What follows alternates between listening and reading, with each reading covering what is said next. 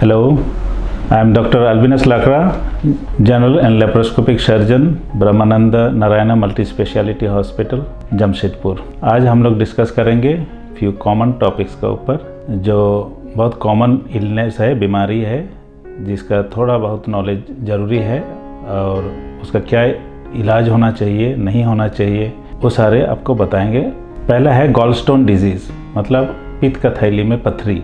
ये पथरी का बीमारी जो बहुत कॉमन है हम लोग का ईस्टर्न इंडिया में, और ये बच्चों से लेके बूढ़े तक में दिखाई देता है। ये पथरी बहुत सारा होता है पित्त का थैली में, सिंगल भी हो सकता है, मल्टीपल भी हो सकता है, और इसके बहुत सारा कॉम्प्लिकेशंस है, जैसे कि सूजन आ जाना उसमें, उसको एक्यूट कोलिसिस्टाइटिस बोलते हैं। दूसरा है कि पथरी लुढ़क के गॉल ब्लैडर से निकल के पित्त का नली साइड में चला जाता है, तो उसमें नली को ऑब्स्ट्रक्ट कर देता है, फिर पित्त खून में दिखाई देता है, वो जॉन्डिस हो जाता है। इसको ऑब्स्ट्रक्टिव जॉन्डिस बोलते हैं। तीसरा है एक्यूट पेनक्रियाटाइटिस, मतलब पेनक्रियास में सूजन आ जाता है पथरी का चलते। तीसरा है बहुत कम होता, रेयरली होता है, लेकिन ये भी बहुत खराब कॉम्प्लिकेशन है, वो है कैंसर। पित्त का थैली में अक्सर कैंसर दिखा गया है जिनमें पित्त का थैली में पथरी है, तो यही सोचा जाता है कि पथरी कारण है गॉल ब्लैडर कैंसर का, और इसका इलाज बहुत कॉम्प्लिकेटेड है और ऑलमोस्ट इनक्योरेबल हो जाता है लास्ट स्टेज में।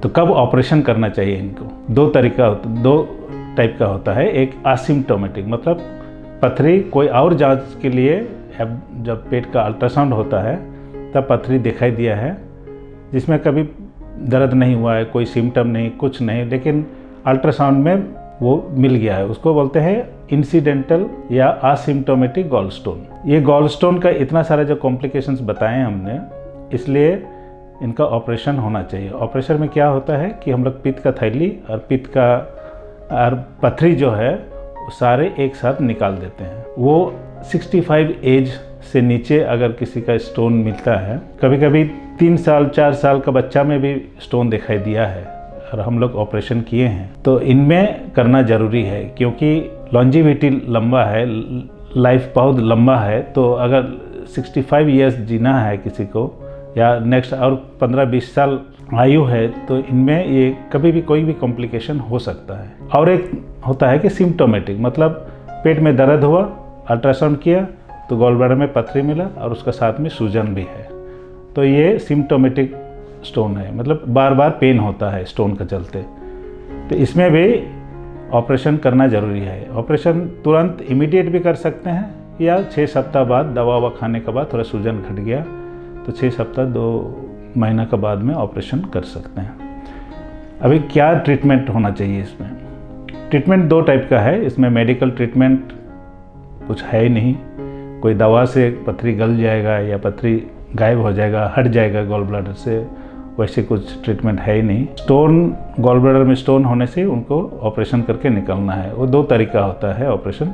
एक है लेप्रोस्कोपी, उसको बोलते हैं की होल सर्जरी। 4 छोटा छोटा छेद करके पेट का अंदर हवा भर के, कैमरा डाल के, सारे इंस्ट्रूमेंट्स डाल के ऑपरेशन करते हैं। इसमें मिनिमल इन्वेजिव सर्जरी बोलते हैं, लेप्रोस्कोपिक कोलिसिस्टेक्टोमी। तो ये ऑपरेशन बहुत अच्छा होता है, पेन कम होता है, क्योंकि शरीर में कम काटा जाता है, और रिकवरी बहुत जल्दी है। सेम डे पेशेंट घर भी जा सकते हैं, उठना चलना फिरना सब कुछ, और नेक्स्ट डे डिस्चार्ज भी कर सकते हैं। दूसरा मेथड है कि ओपन कोलिसिस्टेक्टोमी। ओपन मेथड मतलब पहले जैसे पूरा काट के करीबन 6 इंच शरीर में काटना पड़ता है, काट के फिर गॉल ब्लैडर को पथरी के समेत निकाल देते हैं।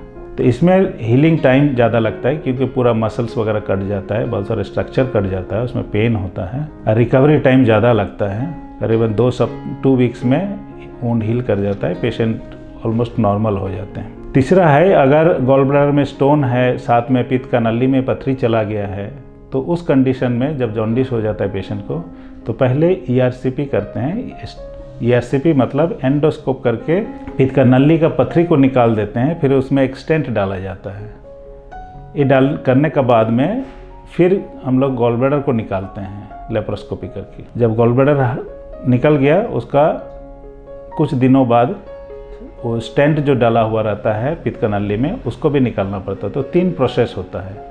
इसलिए जब पित्त का थैली में पथरी है और छोटा पथरी खास करके, तो उसको जल्दी ऑपरेशन करके निकाल देना चाहिए। नहीं तो क्या है कि अगर पित्त का नली में चला गया तो ये 3 बार सर्जरी होगा, 2 बार इंटरवेंशनल, 1 बार लेप्रोस्कोपिक सर्जरी। Thank you.